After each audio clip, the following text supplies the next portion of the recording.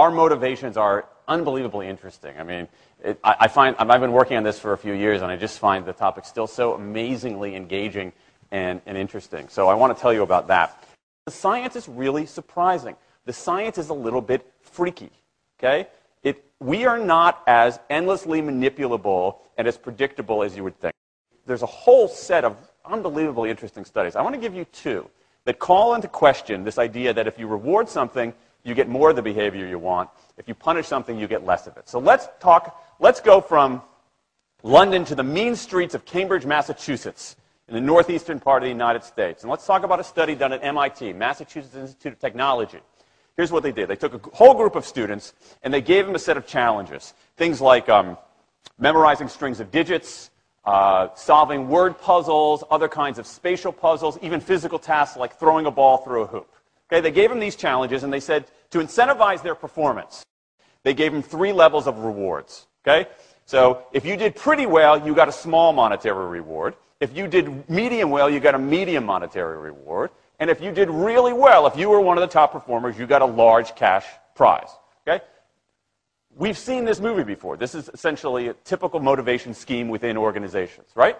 We reward the very top performers, we ignore the low performers, and the other folks kind of in the middle. Okay, you get a little bit. So what happens? They do the test, they have these incentives. Here's what they found out. 1, as long as the task involved only mechanical skill, bonuses worked as they would be expected. The higher the pay, the better their performance. Okay, that makes sense. But here's what happens. But once the task called for even rudimentary cognitive skill, a larger reward led to poorer performance. Now this is strange, right? A larger reward led to poorer performance? How can that possibly be? Now what's interesting about this is that these folks here who did this are all economists, 2 at MIT, 1 at the University of Chicago, 1 at Carnegie Mellon, okay, the top tier of the economics profession. And they're reaching this conclusion that seems contrary to what a lot of us learned in economics, which is that the higher the reward, the better their performance. And they're saying that once you get above rudimentary cognitive skill, it's the other way around. Which seems like this kind of, the idea that these rewards don't work that way seems vaguely left-wing and socialist, doesn't it? It's kind of this kind of weird socialist conspiracy. For those of you who have those conspiracy theories, I want to point out the notoriously left-wing socialist group that financed the research, the Federal Reserve Bank. So this is the mainstream of the mainstream coming to a conclusion that's quite surprising. It seems to defy the laws of behavioral physics. So this is strange. It's strange finding. So what do? They say, this is freaky. Let's go test it somewhere else. Maybe that $50 or $60 prize isn't sufficiently motivating for an MIT student, right? So let's go to a place where $50 is actually more significant relatively, right? So let's take the experiment. We're going to go to Madurai, India, rural India, where $50, $60, whatever the number was, is actually a significant sum of money. So they replicated the experiment in India roughly as follows. Small rewards, the equivalent of 2 weeks' salary. Small performance, low performance, 2 weeks' salary. Medium performance, about a month's salary. High performance, about 2 months' salary. Okay, so those are real good incentives. Okay, so you're going to get a different result here. Well, what happened, though, was that the people offered the medium reward did no better than the people offered the small reward. But this time around, the people offered the top reward. They did worst of all. Higher incentives led to worse performance. What's interesting about this is that it actually isn't all that anomalous. This has been replicated over and over and over again by psychologists, by some extent by sociologists, and by economists, over and over and over again. For simple, straightforward tasks, those kinds of incentives, if you do this, then you get that, they're great. For tasks that are algorithmic, set of rules where you have to just follow along and get a right answer, if-then rewards, carrots and sticks, outstanding. But when the task gets more complicated, when it requires some conceptual, creative thinking, those kinds of motivators demonstrably don't work. In fact, money is a motivator at work, but in a slightly strange way. If you don't pay people enough, they won't be motivated. What's curious about, there's another paradox here, which is that the best use of money as a motivator is to pay people enough to take the issue of money off the table. Pay people enough so that they're not thinking about money and they're thinking about the work. Now, once you do that, it turns out there are 3 factors that the science shows lead to better performance, not to mention personal satisfaction. Autonomy, mastery, and purpose.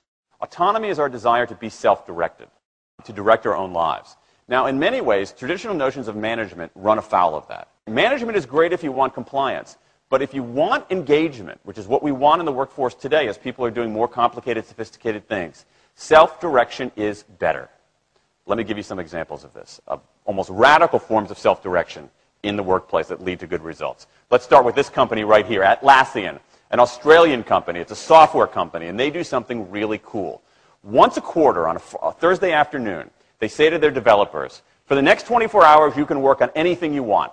You can work on it the way you want. You can work on it with whomever you want. All we ask is that you show the results to the company at the end of those 24 hours in this fun kind of meeting, not a star chamber session, but this fun meeting with beer and cake and fun and other things like that. It turns out that that one day of pure, undiluted autonomy has led to a whole array of fixes for existing software, a whole array of ideas for new products that otherwise had never emerged. One day. Now, this is not an if-then incentive. This is not the sort of thing that I would have done 3 years ago before I knew this research.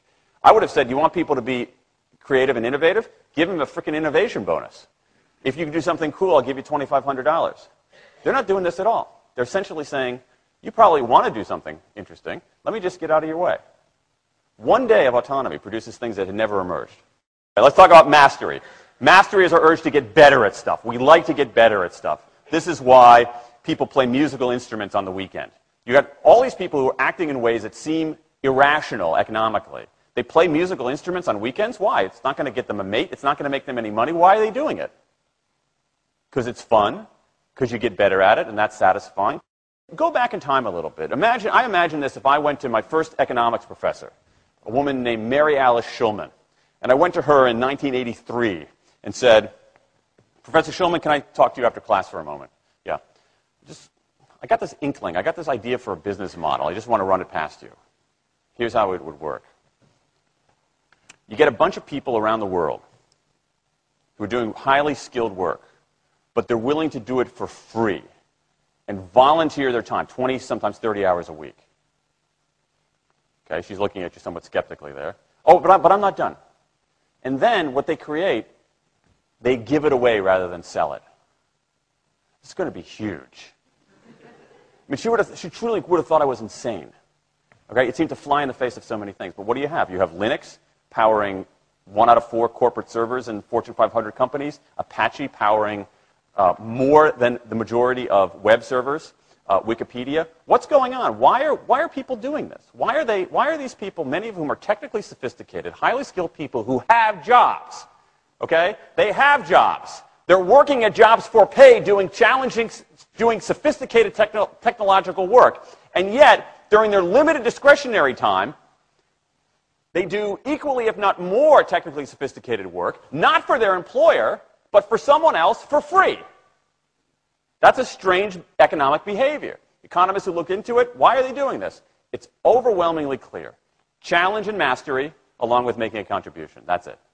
What you see more and more is a rise of what you might call the purpose motive, is that more and more organizations want to have some kind of transcendent purpose, partly because it makes coming to work better, partly because that's the way to get better talent.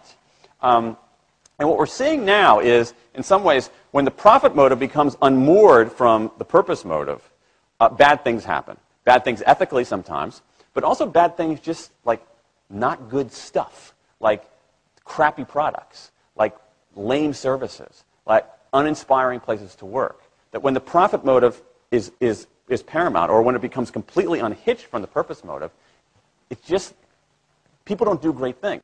More and more organizations are realizing this and sort of disturbing the categories between what's profit and what's purpose. And I think that actually heralds something interesting. And I think that the organizations that are flourishing, whether they're profit, for profit, or somewhere in between, are animated by this purpose motive. Let me give you a couple of examples. Here's the founder of Skype. He says, our goal is to be disruptive, but in the cause of making the world a better place. Pretty good purpose. Here's Steve Jobs. I want to put a ding in the universe. All right? That's the kind of thing that might get you up in the morning and racing to go to work. So I think that, that we are purpose maximizers, not only profit maximizers. I think the science shows that we care about mastery very, very deeply.